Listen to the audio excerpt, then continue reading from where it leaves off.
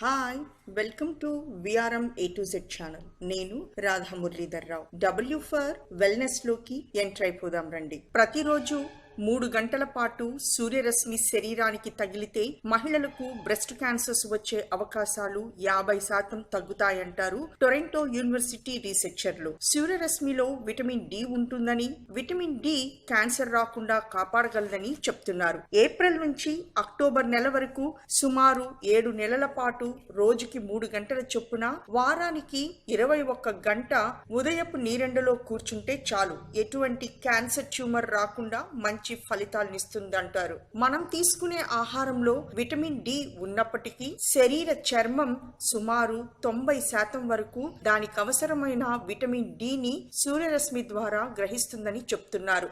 రీసెర్చర్లు 3101 breast cancer రోగులను 3471 మంది ఆరోగ్యవంతులైన మహిళలతో పరిశీలించారు. టీన్స్ లో 29%, 20ల నుండి 30ల వయసు వరకు 36%, 60లు వచ్చేసరికి 50% రొమ్ము క్యాన్సర్ల రిస్క్ తగ్గుతూ వచ్చిందని తెలిపారు. సూర్యుడు అనాది కాలంగా భారతీయుల ఆరోగ్య ప్రదాతగా పిలువబడుతున్నాడు. మహిళలకే కాదు, పురుషులు, అన్ని వయసుల వారికి సూర్యరశ్మి వలన కలిగే మేలు అంతా ఇంతా కాదు, ఎంతో గొప్పదని చెప్పవచ్చు. భారతీయ సాంప్రదాయంలో నేటికి ఉదయిస్తున్న సూర్యుడికి నమస్కరించనిదే భారతీయులు తమ దైనందిన చర్యలను ప్రారంభించరన్నది ఒక వాస్తవం.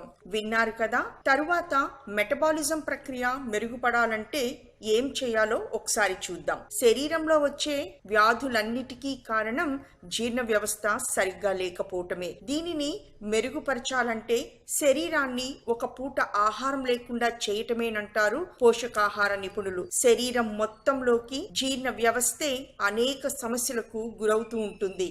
కారణం ఆ వ్యవస్థను మనమే దుర్వినియోగం చేసేస్తుంటాం. ఎలా అంటారా?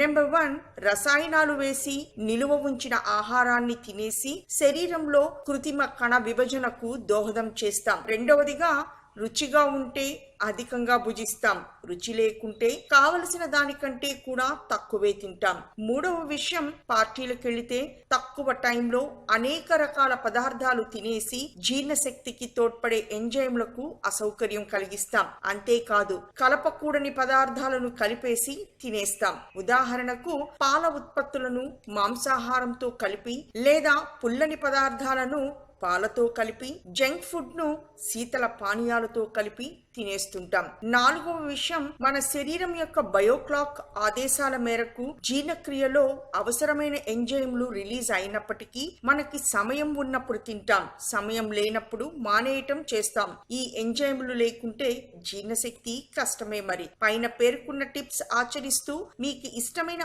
ఆహారాన్ని భుజిస్తే జీర్ణ వ్యవస్థకు హాని కలుగుదని, ఆరోగ్యం సరిగ్గా ఉంచుకోవచ్చని నిపుణులు తెలియచేస్తున్నారు. ఇక తరువాత విషయం, హ్యాంగోవర్ తలనొప్ప ఇంట్లోనే పరిష్కరించుకోవటం ఎలాగో చూద్దాం. ఇంట్లో చేసుకునే చిట్కాలతో తరచుగా వచ్చే తలనొప్పులు తగ్గించుకోవటం తేలికే. ప్రతి చిన్న తలనొప్పికి టాబ్లెట్లు మింగాల్సిన అవసరం లేదు. తలనొప్పిని సహజ పరిష్కారాలతో నయం చేసుకోవచ్చు. సహజ పరిష్కారం ఉండగా రకరకాల మందులు వేసి శరీరానికి ఇబ్బంది కలిగించడం మంచిది కాదు. పైపెచ్చు హెర్బల్ వంటి సహజ వైద్యం ఏ రకమైన సైడ్ ఎఫెక్ట్స్ కు అవకాశము ఇవ్వదు కూడాను. అసలు తలనొప్పికి ఇంటి వైద్యం ఎందుకు మంచిది అంటే, ఇంట్లో చేసుకునే వైద్యం సహజమైనది కనుక. పారాసిటమాల్ లేదా ఆస్ప్రిన్ల వలె శరీరంలో సహజ ఔషధాలు హాని కలిగించవు. ఎక్కువ శ్రమ లేకుండా తక్కువ సమయంలో వాటిని ఇంట్లోనే తయారు చేసుకోవచ్చు. ఆ వివరాల్లోకి వెళితే, నెంబర్ 1, పొగలు కక్కే కప్పుడు మసాలా చాయ్. నొప్పితో తల పగిలిపోతుంటే సాధారణంగా ప్రతి దినం తాగే ఛాయ్ని ఇంట్లోనే తాగేయచ్చు. ఛాయ్లో శక్తి కలిగించే గుణం ఉంది. ఒక్కసారి బ్రెయిన్ లోని నరాలన్నిటినీ ఉత్తేజపరిచి బద్ధకాన్నంతా వదల కొట్టేస్తుంది. ఇక మీ తలనొప్పి తక్షణం తగ్గాలంటే ఈ ఛాయ్ మరుగుతున్నప్పుడు కొద్దిపాటి అల్లం, లవంగాలు, యాలకులు వెయ్యండి. ఈ మిశ్రమం ఎంతటి నొప్పినైనా సరే పోగొడుతుంది. నెక్స్ట్ 1, సెకండ్ రెమెడీ, నూనెతో మర్దన.